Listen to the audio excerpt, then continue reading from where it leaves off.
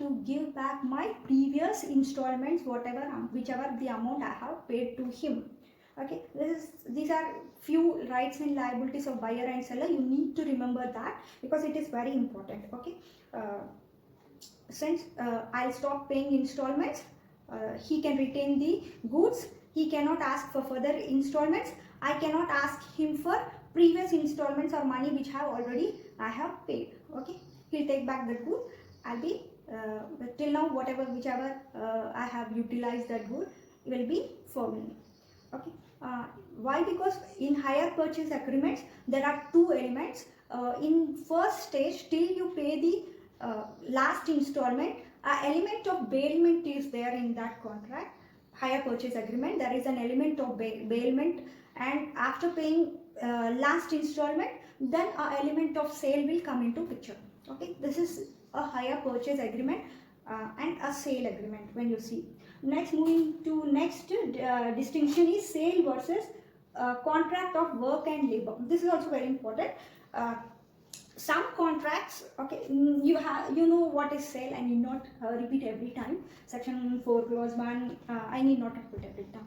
Just we'll directly move on to contract of work and labor. In some contracts, there will be two elements. Okay, when they are entering into a contract, one element is there will be a supply of articles, like goods are also involved. At the same time, they have to render some services. There are two elements, like there is an involvement of goods and also there is an involvement of services in the same contract. Take example, I have entered into a contract for painting of my house. So when I have entered into this type of contract, there is a element called goods, like he'll bring some brushes, okay, and some painting things, and also there is an element of service and labor, like skill and labor. He'll paint that. Painting a house is will be like it will be dealt by skill and labor. So there are two elements involved in that. Then you have to see that whether such contracts come under the concept of sale of goods or contract of services. You need to differentiate between both.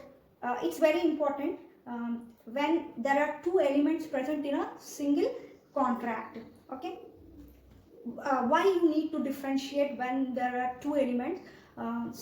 It's simple, because we need to impose sale tax when it comes under sale of goods. When a contract falls into the nature of sale of goods, then the sale tax comes into picture. And if it is like nature of service, where contract it is in the nature of service, then service tax will come into the picture. Okay, how to make distinction between this both when the elements are present in the same contract? For this, there was a principle laid down in a book called Halsbury Law of England. In his book, he has given a principle whereby we can distinguish between contract of goods, sale of goods, whether the contract fall into the category of sale of goods or into the contract of service. Okay, in contract of sale, the contract's main object is transfer of goods, or delivery of the possession becomes the main object in the contract of sale. You have to see the main object. What was the main object for that contract? If it is delivery of possession or transfer of property in the goods from seller to buyer, or one person to other person, it falls into the category of contract of sale of goods. It falls into the category of sale of goods. But whereas in contract of service, the main object of work undertaken by the payee of the price is not for the transfer but for work and labor. Means here the main object, the person who is paying, his main object is for his work and labor. He is paying for his labor and skills, not for transfer of some goods. Okay, you need to see whether you are paying for his skills and labor, or there is some major object is the transfer of goods. By seeing these main objects, you can distinguish between sale of good, a contract for sale of good, and a contract for service. Okay, and I'll give you one example.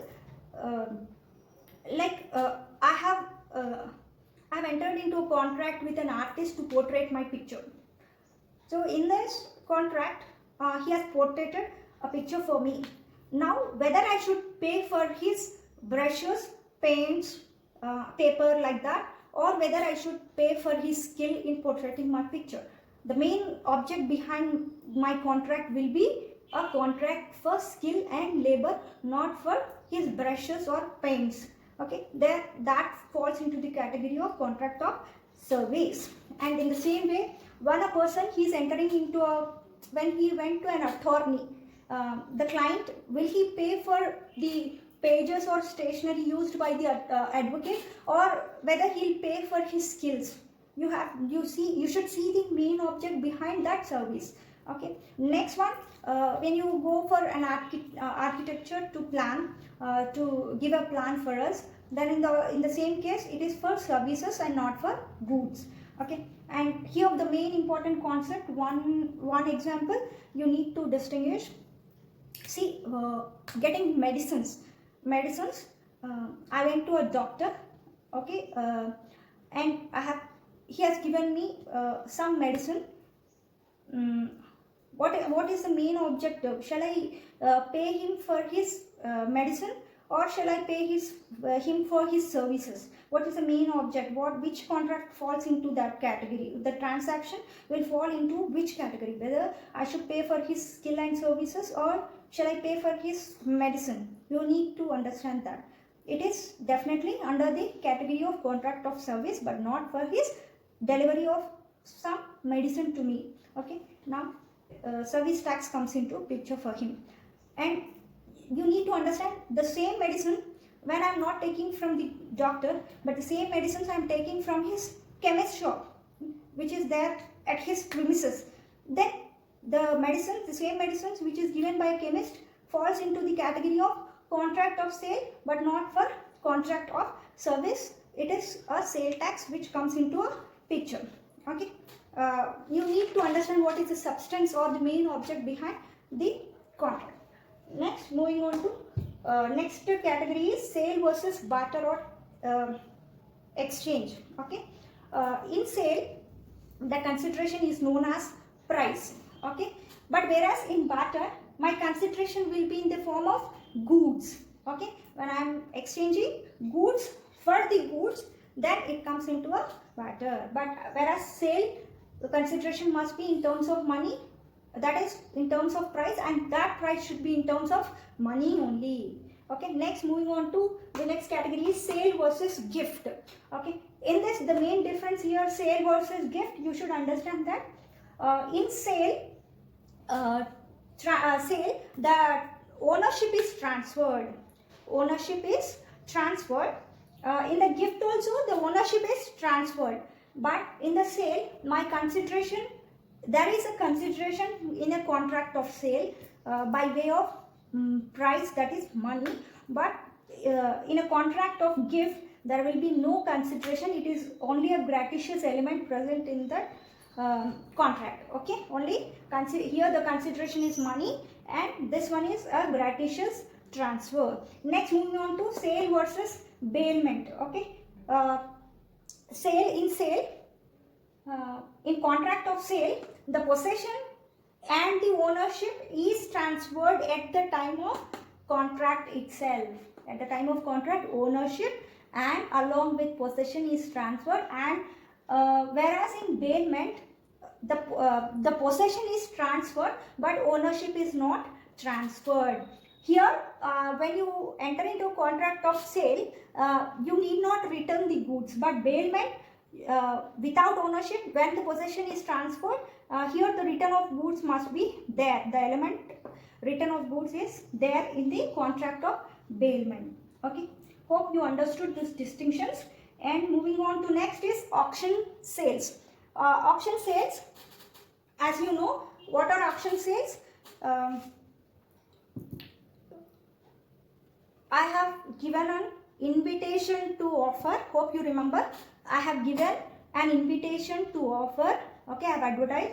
Now the intended buyers, okay, make their offer to purchase. I have given an invitation to offer. Now the intended buyers, they make an their offer to purchase by making bids. Okay, by making bids. At the time of auction, they compete with each other. Okay, by bidding among themselves. The next process is the seller, the auctioneer or the seller, he accepts the highest bid. Okay, highest bid is accepted by the seller.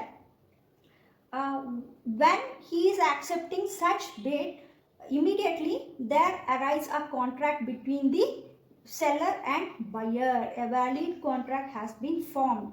Okay, when a contract of sale is completed in case of auction sales, once a seller accepts the bid, that becomes a valid contract, and that too by fall of hammer or by certain words like going, gone, 1, 2, 3. Different kinds of acceptance are there, but usual mode is fall of an hammer. Once there is a fall of hammer, then the acceptance is done and valid contract is formed, and the revocation is possible to the buyer before the fall of hammer only. At the time, as soon as the contract is formed with the fall of an hammer, the property in the goods passes from the buyer to seller. Okay, now you need to, this all are already you know this, and you need to understand certain terms like before participating in the auction, the buyer need to deposit money known as purchase money. The buyer, the intended buyers, they'll deposit certain amount with the auctioneer known as purchase money. Once a person bid is accepted by the seller, imagine he is the highest bidder, which is accepted by the seller, then he need to pay the remaining amount known as substantial money, which is accepted after the bidding. Initially he has to pay purchase money, later on he will pay substantial money. Okay, that terms you need to understand. And next, now coming into the main concept in the process of auction sale is ring and knockout. Okay, sometimes what happens, the highest the highest bid may be much lower than the expected bidding for the seller. Okay, he may expected some amount for his goods, but the bidding is not expected, it is very much below his expected amount. Then what happens in such cases? What is the remedy available to the seller? Before going into the remedies of the seller, why it generally happens? Why, when there is a competition between the buyers, usually you need to get more amount, like price higher than the expected you need to get. But why it happens? It happens due to ring and knockout concept. Okay, ring and knockout. What happens? Sometimes the buyers, they come into an agreement, they agree between themselves that they have to they should not bid against themselves. Okay, they should not bid against themselves in order to keep the price of the goods low. So that is called as, in order to keep the goods knockout, means below the expected price, they form into ring. The buyers, they form into ring. In order, what they'll do when they form into ring, they will not bid among themselves in order to keep the price knockout. Okay, this is the procedure which is followed by the buyers in the case of auctional sale, which was held valid, which was very well valid according to law. Okay, this was held in Sujan Singh versus Mohkam Chand. Okay, Mohkam Chand. Okay, you can refer the textbook. This is not illegal, unlawful. This ring and knockout is valid. Okay, now you understand there was a provision available to buyers by ring and knockout. What, in order to escape this, what the protection available to the seller, what seller has to do in order to escape these things. Okay, now seller has two options. Okay, in first one, see, he will reserve the price, take down the goods, the price of my good is it starts from 1 lakh. Okay, you cannot bid below 1 lakh. I will keep the reserve price before auction itself. I'll reserve my price. Okay, reserve my price before auction sale itself, so that no one will form into ring and knock out the price of that goods. Okay. Next one, next protection is, for this reserve price he need to he'll reserve the price. It is also known as upset price. You can call it as upset price or reserve price. And one more protection available to is he can reserve the right to bid for himself. This is he should, for this he has to expressly mention before the auction and sale that I am reserving right to bid for myself. I think you remember when I told you the first element that there must be minimum 2 parties, but there is an exception in auction sales where the seller himself can purchase his own goods. That is this one, right to bid. He expressly reserved this right to bid. Either he will bid the product or with his authorized person he will do that. Why? Because once he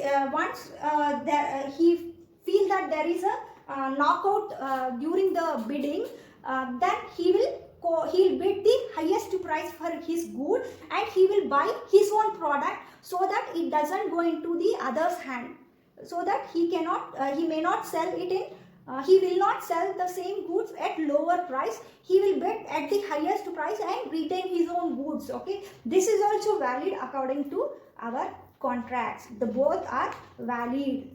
Okay, first protection is he will reserve the price or upset price, okay, below which a buyer cannot bid, and the bid he will expressly reserve right to bid. Okay, hope you understood this class. Thank you.